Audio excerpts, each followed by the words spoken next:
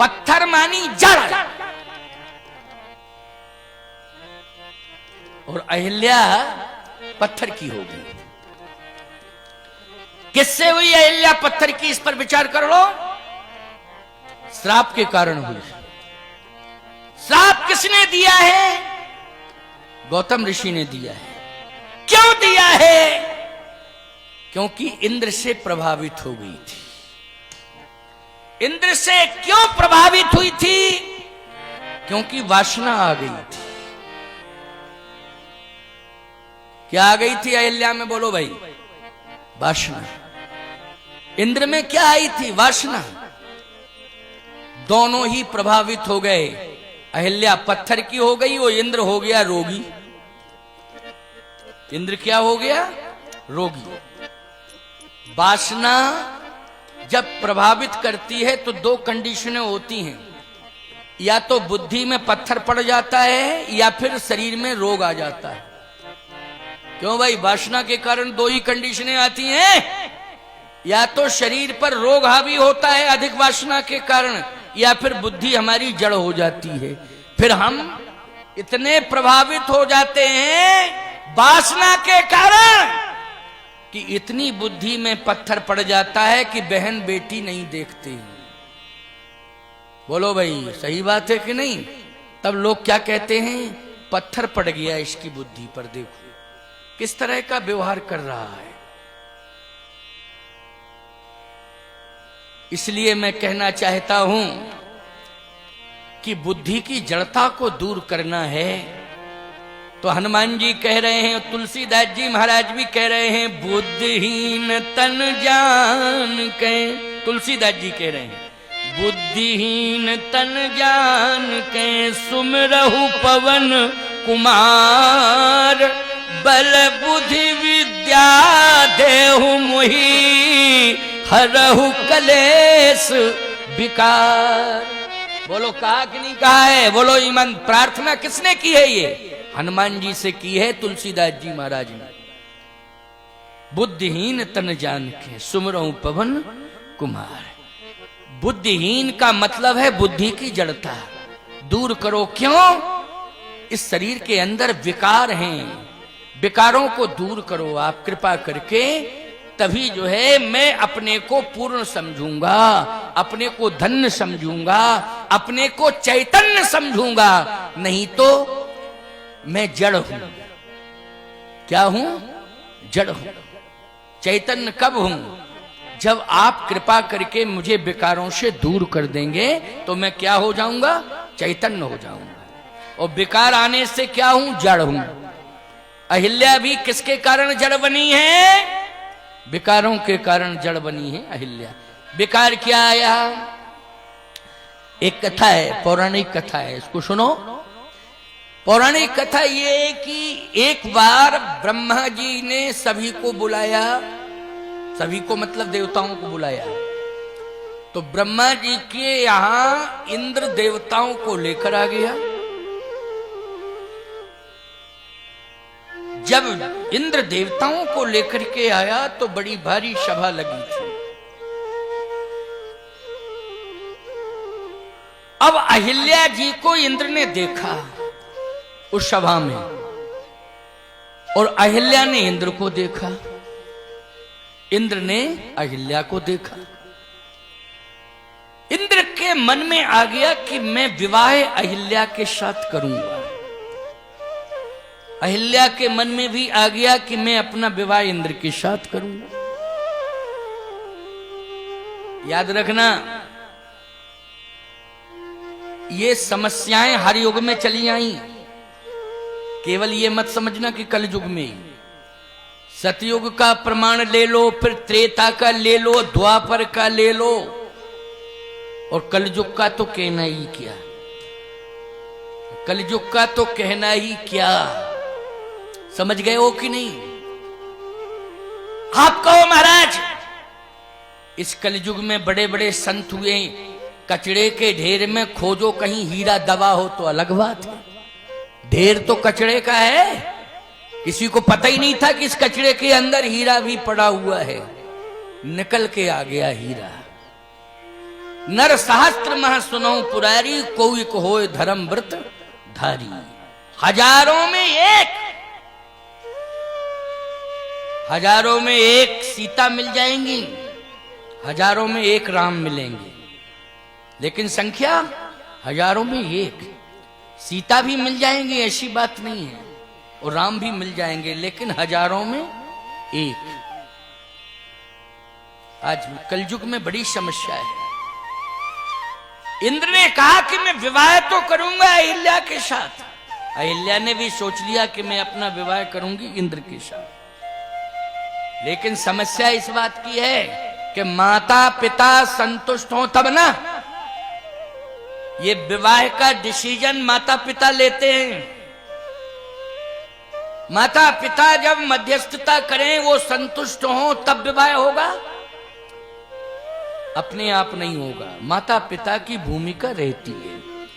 तो माता पिता के रूप में कौन है? अहिल्या के माता पिता हैं ब्रह्मा और ब्रह्माणी। क्यों भाई? ब्रह्मा और ब्रह्माणी।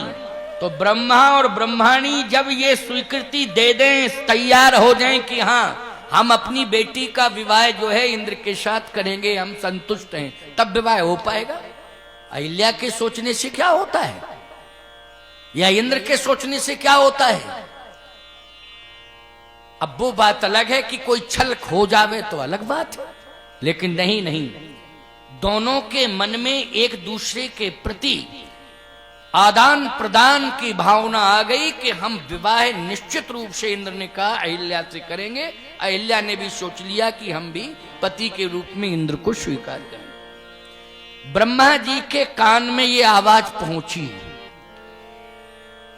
ब्रह्मा ने कहा कि मैं इंद्र के साथ विवाह नहीं करूंगा बेटी का, बिल्कुल नहीं करूंगा। किसी ने कहा कि इंद्र है, कितना वैभव है, 33 कोटि देवताओं का अधिपति है, साधारण नहीं है, स्वर्ग में रहेगी बेटी, इंद्र जो है आपका दामाद बनेगा। ब्रह्मा जी ने कहा ऐसा स्वर्ग नहीं चाहिए मुझे, जहां पर भोग और विलास का साम्राज्य दिखाई दे रहा हो। वो स्वर्ग नहीं होता है जहां भोग विलास का साम्राज्य दिखाई दे, वो स्वर्ग नहीं होता है, केवल कल्पनाओं का स्वर्ग होता है। बोलो होता है नहीं होता है? किसका स्वर्ग होता है? कल्पना, कल्पना कर रहे देखो स्वर्ग है। क्यों है स्वर्ग? हाँ बोले एसी चल रहा है स्वर्ग में। आ गर्मी जब ज्यादा पड़ती है ना, और लोग धूप से निकल के जब गर्मी पड़ती है और एसी रूम में जाते हैं, तो पहला वाक्य निकलता, हाँ स्वर्ग में आ गए। तुमको पता नहीं है कि तुमने मौत को निमंत्रण दे दिया है, तुमने मौत को निमंत्रण दे दिया है। अब तुमने कृत्रिम ठंडक को स्वर्ग मान लिया है, तुम उसके आदी हो रहे हो। इसलिए एक दिन वही एसी जो है ब्लॉकेज कर देगा और तुम्हारा हार्ट अटैक। क्यों भाई हार्ट अटैक होगा कि नहीं होगा? कितने लोग हैं जो सुविधाओं के कारण मर जाते हैं। भूख के कारण लोग नहीं मर रहे हैं, भोजन के कारण मर रहे हैं। अच्छा, भोजन करने से मर रहे हैं कि भूख के कारण मर रहे हैं? पहले सही बात बताओ। भोजन करने के कारण मर रहे हैं, भूख के कारण नहीं मर रहे। ये तो किंवदंती है, भूखों मर रहे, भूखों मर रहे। भूखा मरता ही नहीं है, भूखा नहीं मरता है। मरता कौन है बोलो भाई? जो ज्यादा भोजन कर लेता है वही मरता है, सीधी सी बात। भूखे जीवन जिया जा सकता है, लेकिन अधिक मात्रा में भोजन करके जीवन नहीं जिया जा सकता है। प्राणों को सुरक्षित। चर्चा क्या हो रही थी जरा बताओ? बुद्धि की जड़ता पर बोल रहा था, यही पॉइंट था। ब्रह्मा ने कहा नहीं, मैं नहीं करूंगा विवाह अपनी बेटी का। किससे? इंद्र से। क्यों? मैं स्वर्ग जहां पर सुख भरा पड़ा है वहां सुख है। यहां दिखाई दे रहा है कि स्वर्ग में सुख भरा पड़ा है, नहीं। स्वर्ग में इंद्र के पास क्या है? दो ही चीजें हैं इंद्र के पास। क्या? एक तो स्वर्ग का सिंहासन है, खजाना है, कल्प वृक्ष है, क्योंकि कल्प वृक्ष के बल पर स्वर्ग संपन्न है। कल्प वृक्ष कहाँ है? कोई आपसे पूछे तो कल्प वृक्ष तो स्वर्ग में है नहीं? कल्प वृक्ष और कल्प वृक्ष का अर्थ क्या है? कल्प वृक्ष का अर्थ है कि उसके नीचे आप जाएं, जो कामना करें वो पूरी हो जाए।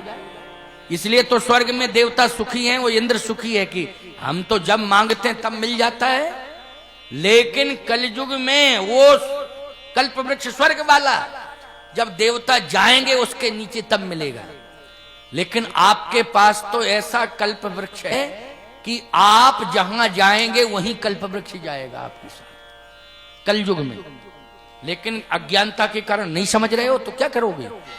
कलयुग में ऐसा कल्प वृक्ष है आपके पास कि जहां आप जाओगे वहां कल्प वृक्ष आपके साथ जाएगा। आप कहो महाराज वो कौन सा कल्प वृक्ष है? राम कथा कली कामद गाई, राम कथा कली कामद गाई, राम कथा कली कामद गाई, राम कथा कली कामद गाई।